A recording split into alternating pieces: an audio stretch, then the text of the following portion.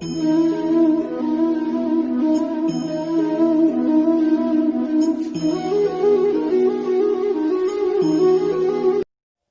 श्री राधे, हरे कृष्णा। आप सभी भक्तों का बहुत बहुत स्वागत है मेरे इस YouTube चैनल पर। आज मैं आप लोगों को बताऊंगी श्री राधा रमन जी से जुड़ी हुई कुछ बातें। वृंदावन के राधा रमन मंदिर में कृष्ण जन्माष्टमी रात को नहीं दिन में मनाई जाती है।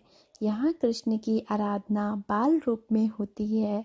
वृंदावन के 3 मंदिर में श्री कृष्ण जन्माष्टमी दिन में मनाने की अनूठी परंपरा का निर्वाह इसलिए किया जाता है कि इन मंदिरों में श्री कृष्ण की आराधना बाल रूप में की जाती है।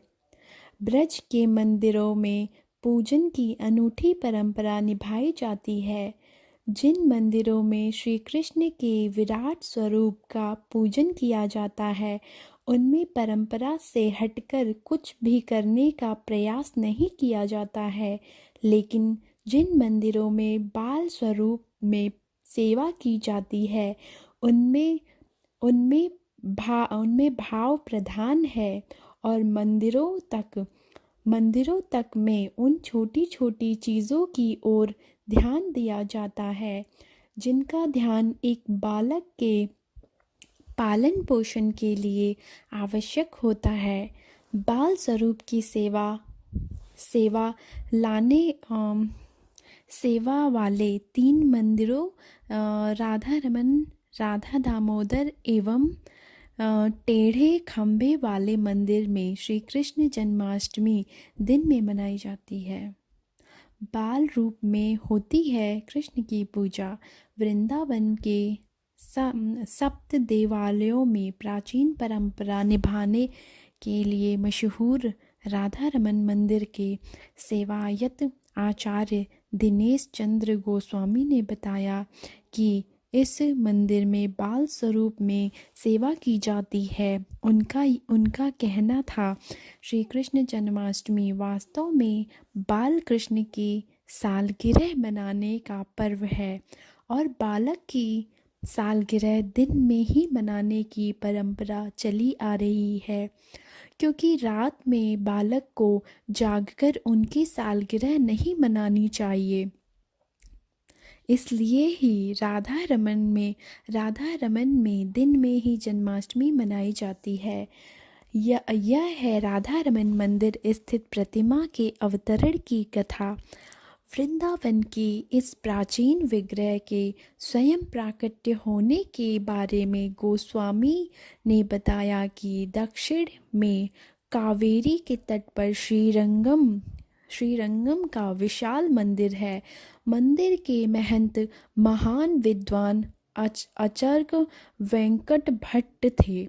चैतन्य महाप्रभु ने अपनी दक्षिण यात्रा के समय वेंकट भट्ट के यहाँ ही जब चातुर्मास किया था तो वेंकट भट्ट के पुत्र गोपाल भट्ट ने उनके इस प्रकल्प में बहुत अधिक सहयोग किया था।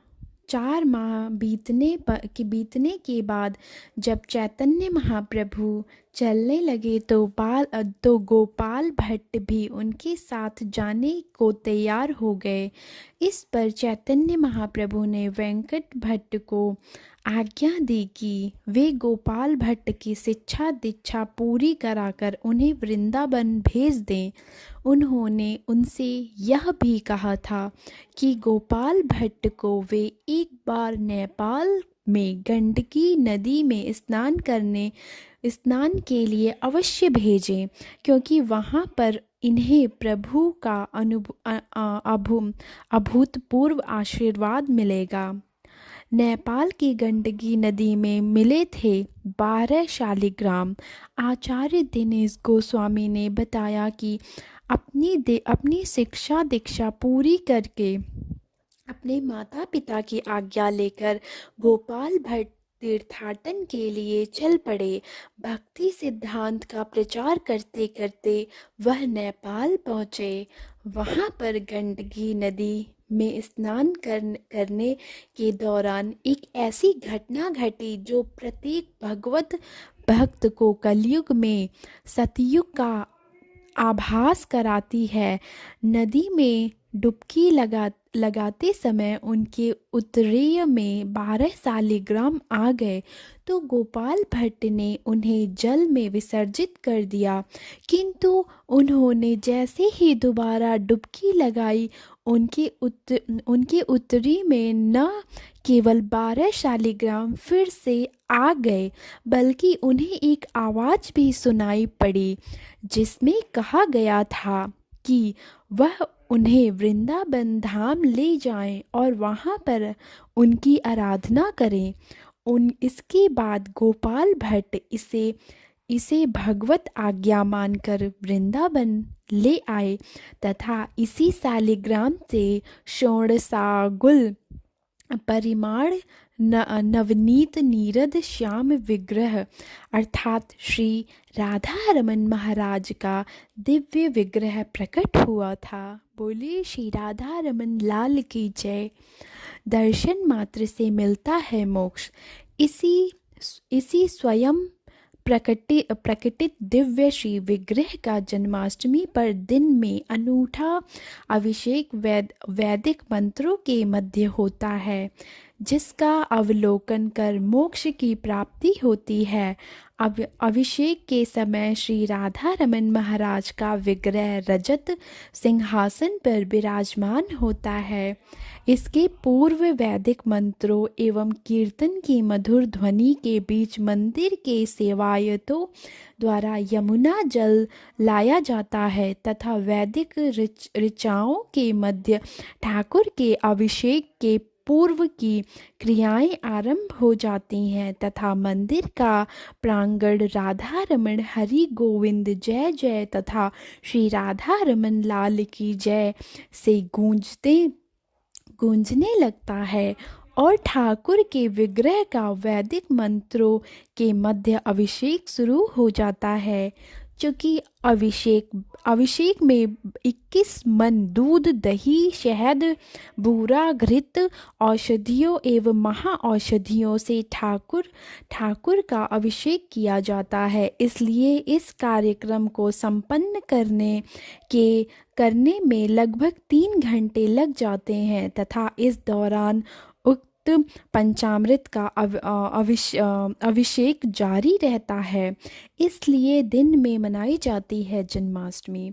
मंदिर में दिन में जन्माष्टमी मनाए जाने का एक अन्य कारण स्पष्ट करते हुए आचार्य दिनेश गोस्वामी ने बताया कि श्रीमद् भागवत में लिखा है, जन्म मृत्यु योगे संवेद योषिताम चकार सूलो रवि सेचनम सती, अर्थात कृष्ण के जन्म के समय प्राय काल समागत गोप एवं गोपियों के मध्य उनकी अभिषेक किया गया था तथा इसी क्रम का पालन प्रतिवर्ष इस मंदिर में किया जाता है।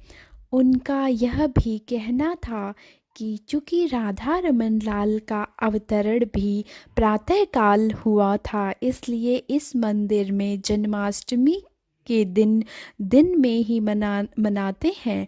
ठाकुर के अवतरण की खुशी में उन पर न केवल हल्दी मिश्रित दही डाला जाता है बल्कि खिलौने वस्त्र रुपए मिठाई आदि लुटाई जाती है। इसके बाद गोस्वामी समाज का अनूठा दधिकाना होता है और मंदिर का प्रांगण नंद के आनंद भयो जय कन्हैया लाल की के तुमुल उद्घोष से अनवरत गूंजता रहता है तथा भक्त इस अप्रतिम कार्यक्रम का अवलोकन कर धन्य हो जाते हैं।